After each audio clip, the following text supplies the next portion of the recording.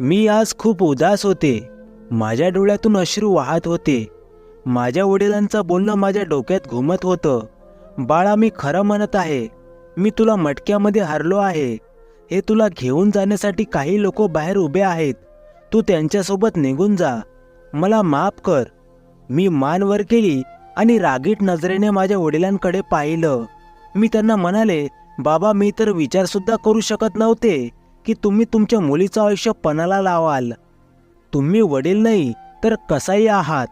मला तुमचा तिरस्कार वाटत आहे. मला तुमचं तोंडसुद्धा पाहायची इच्छा नाही. माझे वडील हात जोडून माझ्यासमोर उभे होते. ते माझी माफी मागत होते आणि रडतसुद्धा होते. परंतु मला त्यांची मुळीच दया येत नव्हती, कारण त्यांनी माझ्यासोबत खूप वाईट केलं होतं.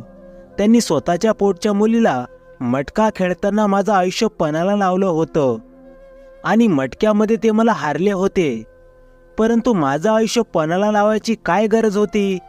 तेवढ्यात कोणीतरी बाहेरचा दरवाजा उघडून आतमध्ये येत असल्याचं मला जाणवलं. बाहेर ते लोक उभे होते ज्यांनी मला मटक्यामध्ये जिंकलं होतं.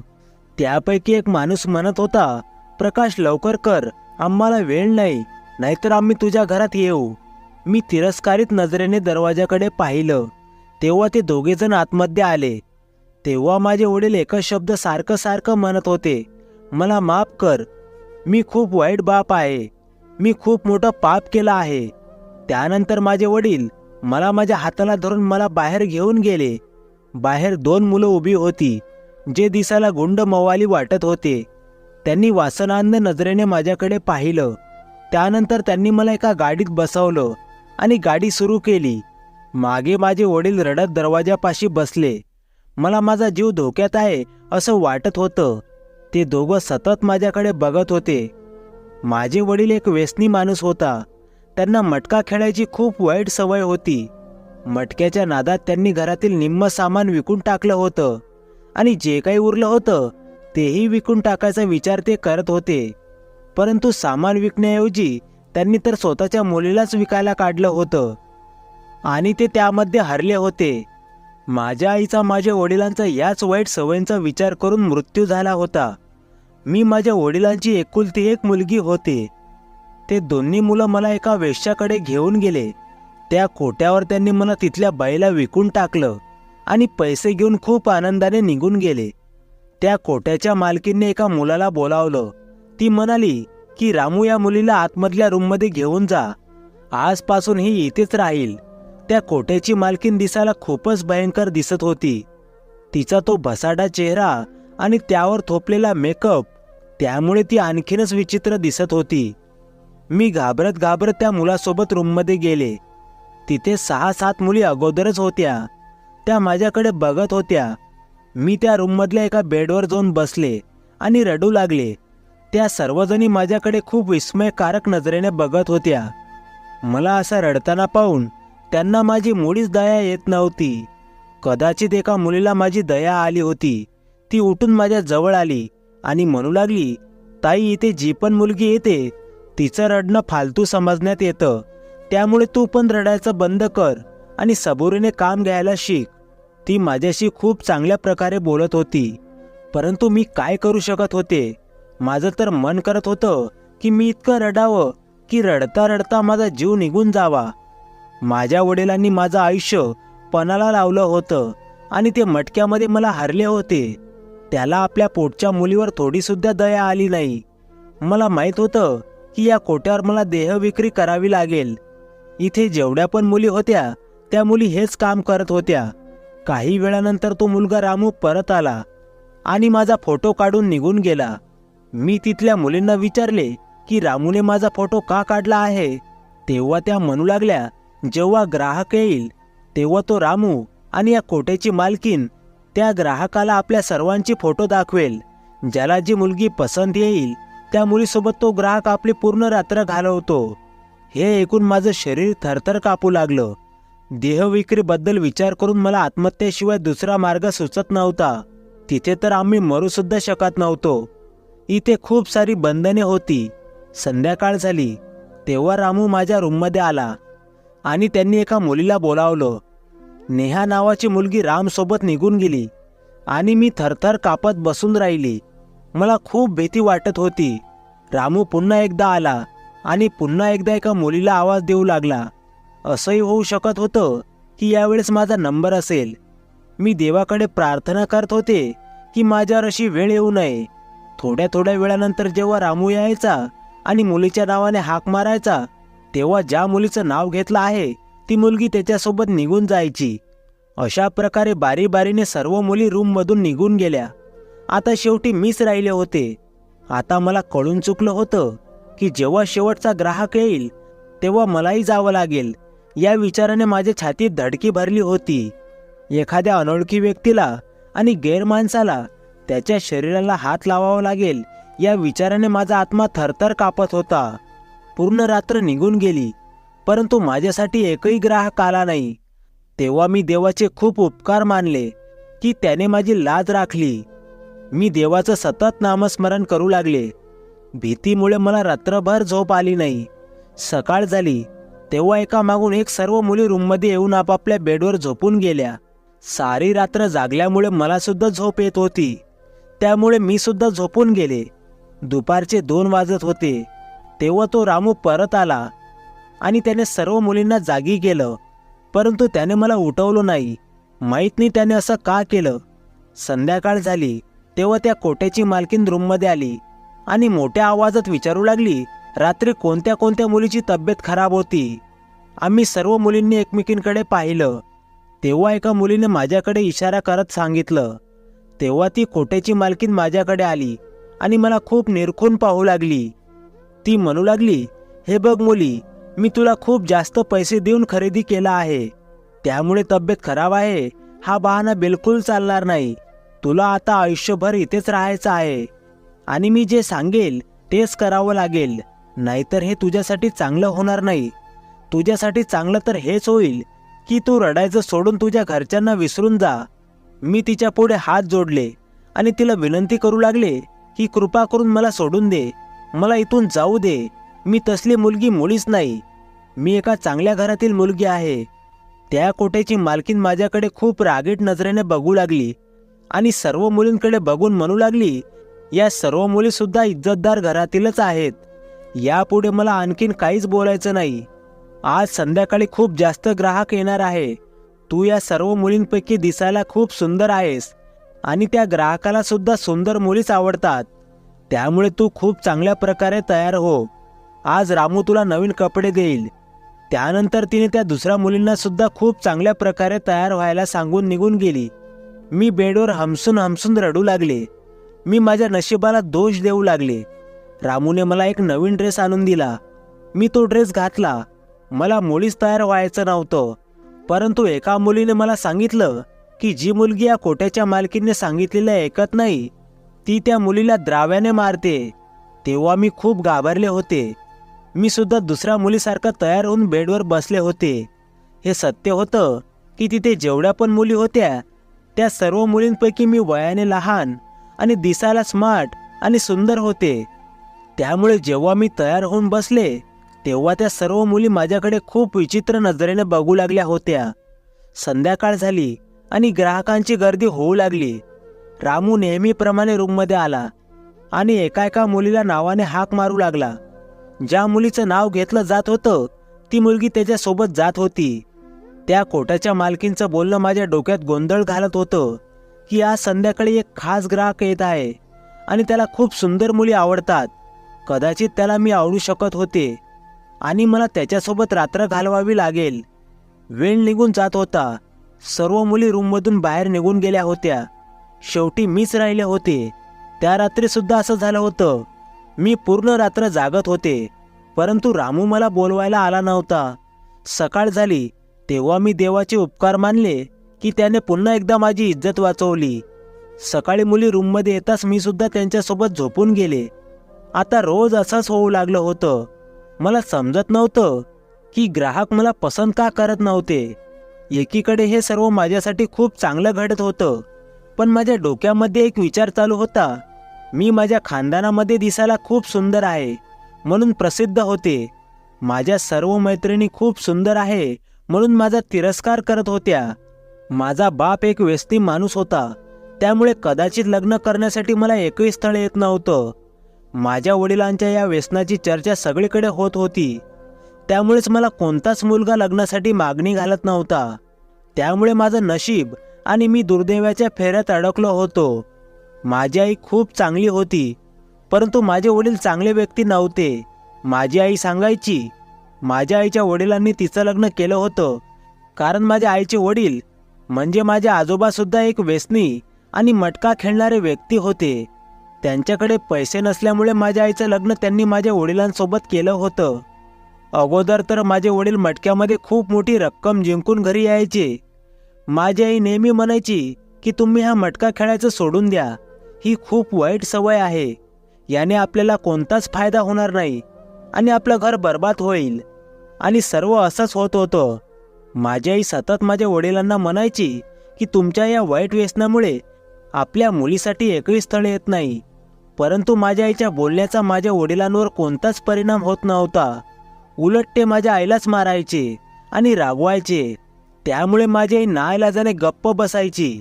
माझे वडील काहीच काम करत नसायचे. आम्हाला 2-2 दिवस उपाशी राहावं लागायचं. त्यामुळे माझ्या आईने दुसऱ्यांच्या घरी धुणी भांडी करण्याचं काम सुरू केलं. जेव्हा महिन्याकाठी माझ्या आईला त्या कामातून काही पैसे मिळायचे, तेव्हा माझे वडील माझ्या आईच्या हातातून ते पैसे हिसकावून घेऊन जायचे. माझ्या वडिलांच्या वागण्यामुळे माझ्यासाठी एकही स्थळ येत नव्हतं आणि वेळेनुसार माझं वयही वाढत होतं. माझं लग्नाचं वय निघून जात होतं. त्यानंतर एके दिवशी माझे वडील घरी आले आणि ते रडत रडत मला म्हणू लागले की बाळा, मी तुला मटक्यामध्ये हरलो आहे, मला माफ कर. एके दिवशी माझ्या वडिलांनी माझ्यावर खूप जबरदस्ती केली. त्यानंतर त्यांनी माझी माफीसुद्धा मागितली होती. जेव्हा त्यांनी मला मटक्यामध्ये माझं आयुष्य पणाला लावलं, तेव्हा त्यांनी विचार करायला पाहिजे होतं की आता माफी मागण्याचा अधिकार आपण गमावून बसलो आहोत. मला या कोट्यातून काहीही करून बाहेर पडायचं होतं. मला हे असलं जीवन जगायचं नव्हतं. असं जीवन जगण्यापेक्षा आत्महत्या करणे माझ्यासाठी सोयीचं वाटत होतं. कमीत कमी माझी इज्जत तरी वाचली असती. मी सारखा हाच विचार करत होते की इथून बाहेर कसं पडावं, परंतु मला कोणताच मार्ग दिसत नव्हता. या कोट्याच्या मालकींनी बाहेर गेटवर 2 सिक्युरिटी गार्ड उभे केले होते. मला आता या वेश्यावस्थेत येऊन 1 आठवडा झाला होता, परंतु अजूनही एकाही ग्राहकाने मला पसंत केलं नव्हतं. मी रोज रात्री बेडवर बसून रात्र घालवत होते आणि सकाळी झोपत होते. सर्व मुलीसुद्धा खूप हैराण होत्या की एकही होऊन सुद्धा मला कोणत्याच ग्राहकाने पसंत केलं नाही. मुली आपापसात माझ्याबद्दल चर्चा करू लागल्या. मी गप्प बसून सर्व ऐकत होते. मला माझ्या घरची सुद्धा खूप आठवण येत होती. एकदा सुद्धा माझे वडील मला भेटण्यासाठी आले नव्हते. कदाचित त्यांना माहीत नव्हतं की त्यांनी ज्या मुलासोबत मला पाठवलं होतं, त्या मुलांनी मला या वेश्यावस्थेत विकून टाकलं होतं. एके दिवशी मी विचार केला की मला या कोट्याच्या मालकींसोबत बोलायला पाहिजे. मी तिच्याकडे विनंती करेल की मला इथून जाऊ दे आणि मी काही काम करून तिचे सर्व पैसे फेडीन. तिच्याशी बोलण्याची जेव्हा मला संधी मिळाली, तेव्हा मी तिला खूप विनंती करू लागले, परंतु तिने माझं काहीच ऐकलं नाही. उलट ती म्हणू लागली, मी मूर्ख आहे का जे मी तुला इथून सोडून देईन? तू माझ्यासाठी सोन्याचं अंड देणारी कोंबडी आहेस. गुपचूप जाऊन रूममध्ये बस. मी खूप रडत होते. मी देवाकडे प्रार्थना करू लागले की कृपा करून मला इथून बाहेर काढ. जेव्हा मी रडायचे तेव्हा रामू मला खूप दयाळू नजरेने माझ्याकडे बघायचा, परंतु तो माझ्याशी काहीच बोलत नसायचा. एका रात्री जेव्हा सर्व मुली आपापल्या ग्राहकांकडे निघून गेल्या, तेव्हा मी रूममधून बाहेर आले. मी विचार केला होता की कदाचित मला इथून पळून जाण्याची संधी मिळेल. मी बाहेर अंगणात आले, परंतु कोट्याची मालकीण कुठेच दिसत नव्हती. रामूसोबत मला एक माणूस दिसला. त्या माणसाला बघून माझ्या पायाखालची जमीनच सरकली. तो माणूस तर आमच्याच गल्लीतला होता. त्याचं नाव गुलाबराव होतं. तो खूप प्रसिद्ध व्यक्ती होता. त्याचं वय 50च्या जवळपास होतं. तो एक विवाहित आणि तरुण मुलींचा बाप होता. त्याला या वेश्यावस्थेत बघून त्याचा खरा चेहरा समोर आला होता. रामू त्याला माझा फोटो दाखवत होता आणि काहीतरी म्हणत होता जे मी ऐकू शकत नव्हते.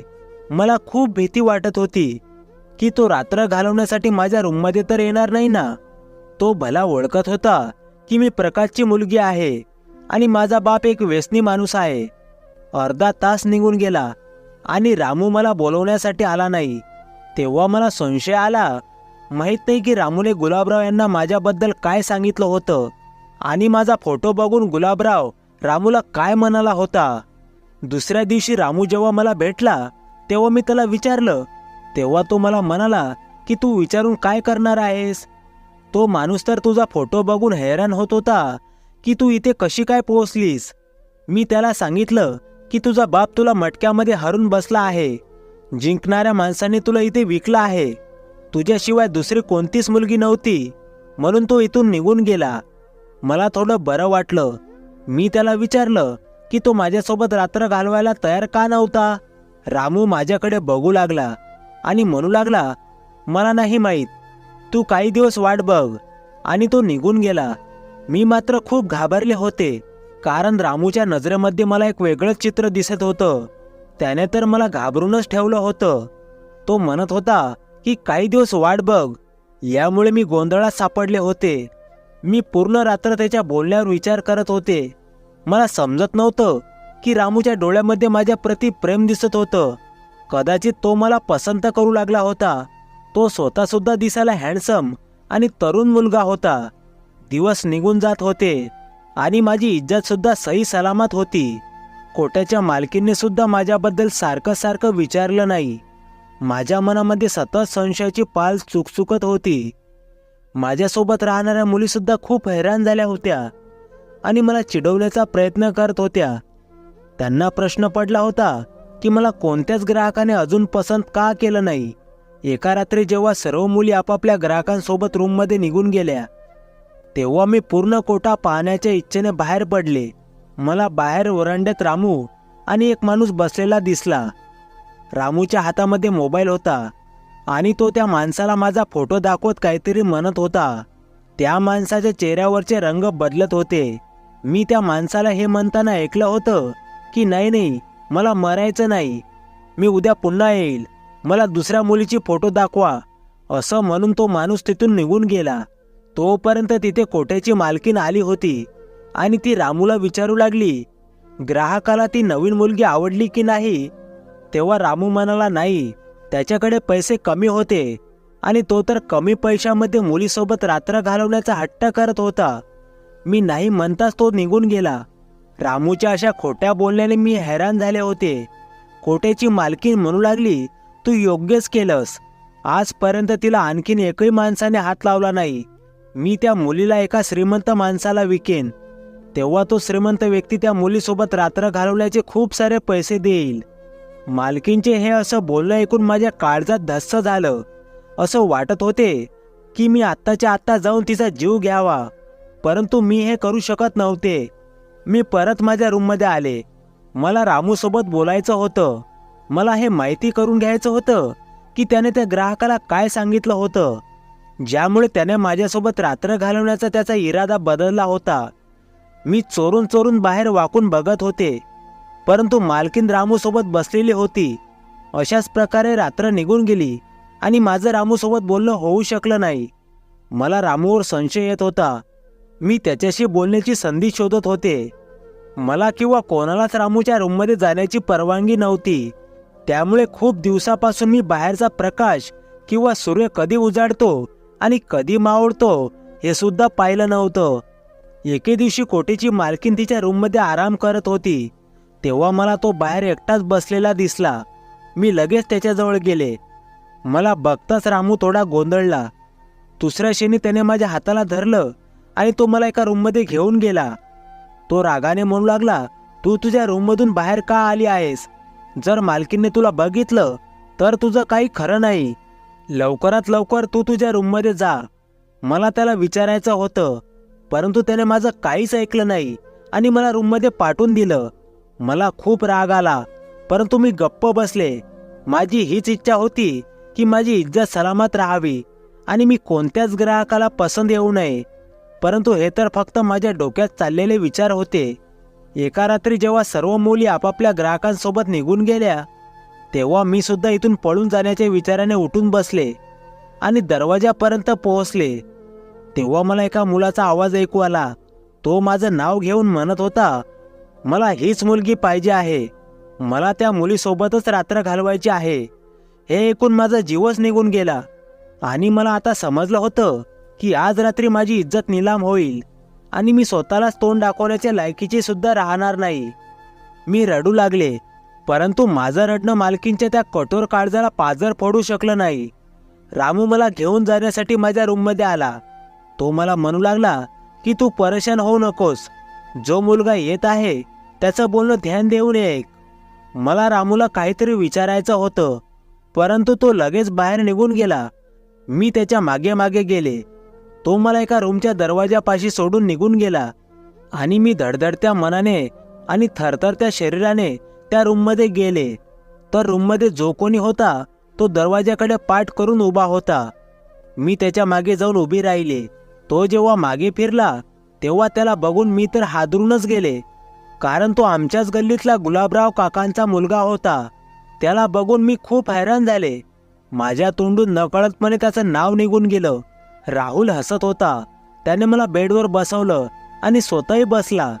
त्यानंतर तो म्हणू लागला, माझं रामूसोबत बोलणं झालं आहे. कोट्याची मालकीन झोपल्यानंतर तो तुला या वेश्यावस्तीतून बाहेर काढेल. मनामध्ये खूप सारे प्रश्न निर्माण झाले होते. मी त्याला बघतच राहिले. मला काहीच समजत नव्हतं. मला विचारायचं होतं, परंतु त्यांनी माझ्या तोंडावर हात ठेवला आणि मला गप्प राहायचा इशारा केला. परंतु तो मला म्हणाला की आपण अगोदर इथून बाहेर पडूया, त्यानंतर मी तुला सर्व काही सांगेल. या वेश्यावस्तीतून बाहेर पडण्याच्या विचाराने माझा आत्मा थरथर कापत होता. जवळजवळ 1 तासानंतर रामू रूममध्ये आला. त्यानंतर त्यांनी आम्हाला बाहेर येण्यासाठी सांगितलं. आम्ही दोघे त्याच्या मागे मागे रूममधून बाहेर निघून आलो. त्याने सांगितलं की मालकीन झोपली आहे. एक सिक्युरिटी गार्ड वॉशरूमला गेला आहे आणि दुसरा सिक्युरिटी गार्डला मी बोलण्यामध्ये गुंतवून ठेवतो. तू तिला घेऊन बाहेर निघून जा. आम्ही असंच केलं. गेटवर एक गार्ड उभा होता. रामूने त्याला बोलण्यामध्ये गुंतवून ठेवलं. त्यानंतर मी राहुलसोबत निघून आले. तो मला त्याच्या मित्राच्या फ्लॅटवर घेऊन गेला. मी खूप खुश होते. मला असं वाटत होतं जणू मला नवीन आयुष्य मिळालं आहे आणि मी आता स्वतंत्र झाले आहे. मला सर्व काही जाणून घेण्याची खूप आतुरता लागली होती. राहुलने मला सर्व काही डिटेलमध्ये सांगायला सुरुवात केली. तो म्हणाला की मी काही कामानिमित्त तुझ्या घरी गेलो होतो. काकांची तब्येत खूप खराब होती. मी त्यांना हॉस्पिटलमध्ये घेऊन गेलो. जेव्हा ते बरे झाले तेव्हा ते रडू लागले होते. मी विचारल्यानंतर त्यांनी सांगितलं की ते तुला मटक्यामध्ये हरले आहेत आणि त्या 2 मुलांनी तुला कोट्यावर विकलं आहे. तेव्हा मला खूप वाईट वाटलं. रागिनी, मी लहानपासून तुझ्यावर प्रेम करतो. मला तुझ्यासोबत लग्न करायचं आहे, परंतु माझी हिंमत होत नव्हती. आज मला संधी मिळाली आहे. त्यानंतर त्यांनी फोन केला आणि रामूने मालकींच्या चहामध्ये झोपेच्या गोळ्या मिसळल्या होत्या. आता ती सकाळपर्यंत झोपेतून उठणार नाही. अडचण सिक्युरिटी गार्डची होती. तर योगायोगाने एक सिक्युरिटी गार्ड वॉशरूमला गेला होता आणि दुसऱ्या सिक्युरिटी गार्डला रामूने बोलण्यामध्ये गुंतवून ठेवलं. आता तू पळून गेली आहेस याचा आरोप रामूवर येणार नाही. मी तुला सकाळी घरी घेऊन जाईल आणि आपण दोघं एकमेकांसोबत साध्या पद्धतीने लग्न करूया. तू माझ्यासोबत लग्न करायला तयार आहेस का? राहुलचं बोलणं ऐकून माझ्या मनात आनंदाची लहर आली. मी मनातल्या मनात देवाचे आभार मानत होते. सर्व काही माझ्या लक्षात आलं होतं. माझी इज्जत आतापर्यंत सही सलामत होती ती राहुलमुळेच होती आणि रामूमुळे सुद्धा मी वाचले होते. माझ्यासोबत माझा देव होता.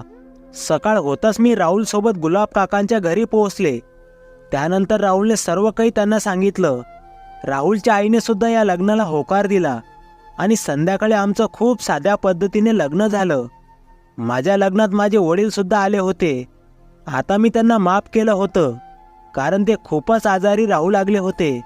आता त्यांनी मटका खेळायचा सुद्धा सोडून दिला होता आणि ते माझ्यापुढे खूप शर्मिंदा झाले होते. ते सतत माझी माफी मागत होते. शेवटी मी माझ्या वडिलांना माफ केलं. आता मी आणि माझे वडील आणि आम्ही सर्वजण खूप चांगले जीवन जगत आहोत. मित्रांनो, तुम्हाला कथा कशी वाटली कमेंट करून नक्की सांगा. आणि कथा थोडी आवडली असेल आणि आपल्या चॅनलवर नवीन असाल तर चॅनलला प्लीज सबस्क्राईब करा.